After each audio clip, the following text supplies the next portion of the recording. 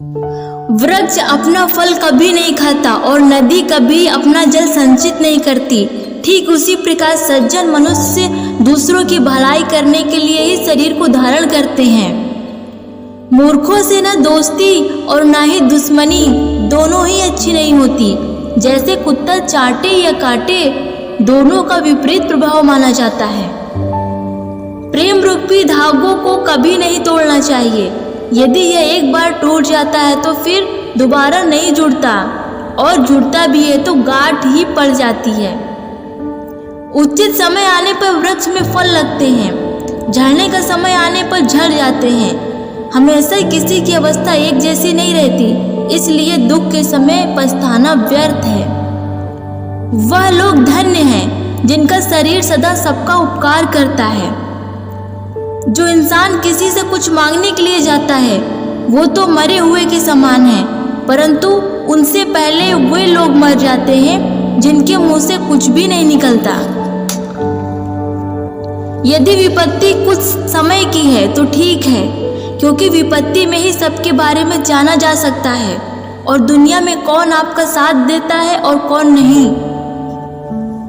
दिया के चरित्र जैसा ही पुत्र का चरित्र होता है। दोनों ही पहले तो उजाला करते हैं, फिर बढ़ने के साथ साथ अंधकार करते जाते हैं। कुछ अवसर ऐसे होते हैं जब गुणवान को चुप रहना पड़ता है, उनका कोई आदर नहीं करता और गुणहीन वाचाल व्यक्तियों का ही बोलबाला होता है।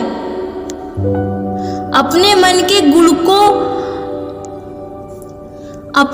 के दुख को मन के भीतर छुपा कर ही रखना चाहिए। दूसरों को दुख बताने से लोग आपका मजाक उड़ाते हैं। उसे बांटकर कम करने वाला कोई भी नहीं है। जिन्हें कुछ भी नहीं चाहिए वो शासकों के शासक हैं, क्योंकि ना तो उन्हें किसी चीज की परवाह है और ना ही किसी बात का दुख, और उनका मन तो बिल्कुल आजाद है।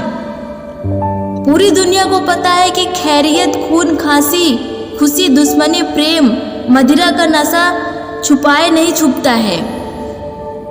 जैसे पृथ्वी ठंडी, गर्मी व बरसात सहन करती है, उसी प्रकार मनुष्यों के शरीर को भी सुख दुख सहन करना पड़ता है। दूध को मथने से मक्खन नहीं निकलता। बड़े को छोटा कहने पर बड़प्पन कम नहीं होता। सज्जन व्यक्ति वह है जो दूसरों के भलाई के लिए संपत्ति संचित करते हैं। बड़े लोगों को पाकर छोटों को नहीं छोड़ना चाहिए, क्योंकि जहाँ छोटी सी सुई का काम होता है वहाँ तलवार बेचारी किस काम की। बड़ों को क्षमा शोभा देती है और छोटों को बदमाशी ही शोभा देती है। जिस प्रकार आंखों से आंसू बहकर मन का दुख प्रकट कर देता है, उसी प्रकार जिसे घर से भगाया जाता है वो घर का भेद दूसरों को ही बता देगा। फिर आपका क्या होगा? कौवा और कोयल रंग में एक समान होते हैं। जब तक ये बोलते नहीं है तब तक इनकी पहचान नहीं की जा सकती, लेकिन जब बसंत ऋतु आती है तो कोयल की मधुर आवाज से दोनों का अंतर स्पष्ट हो जाता है। प्रिय 100 बार भी रूठे तो भी उस रूठे हुए प्रिय को मनाना चाहिए, क्योंकि यदि मोतियों की माला टूट जाए तो उन मोतियों को बार बार धागों में पिरो लेना चाहिए। रहीमदास जी कहते हैं कि अपने हाथ में तो केवल कर्म करना ही होता है, सिद्धि तो भाग्य से ही मिलती है। जैसे चौपड़ खेलते समय पासे अपने हाथ में ही रहते हैं, पर दांव क्या आएगा यह अपने हाथ में नहीं होता है। खीरे का कड़वापन दूर करने के लिए उसके ऊपरी सिरे को काटने के बाद नमक लगाकर घिसा जाता है। रहीमदास जी कहते हैं कि कड़वे मुंह वाले के लिए, कटु वचन बोलने वाले के लिए यही सजा ठीक है। उस व्यवहार की सराहना की जानी चाहिए जो घड़े और रस्सी के व्यवहार के समान हो। घड़ा और रस्सी स्वयं जोखिम में उठाकर दूसरों को जल पिलाते हैं। जब घड़ा कुएं में जाता है तो रस्सी के टूटने और घड़ा के फूटने का खतरा ही रहता है।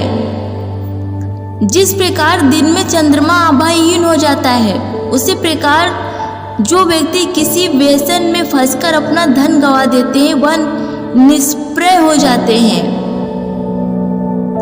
माघ का महीना आने पर टेसु का वृक्ष और पानी से भीतर पृथ्वी पर आ जाने पर मछली की दशा बदल जाती है। इसी प्रकार संसार में अपने स्थान से टूट जाने पर संसार की अन्य वस्तुओं की दशा ही संसार की अन्य वस्तुओं की हालत होती है।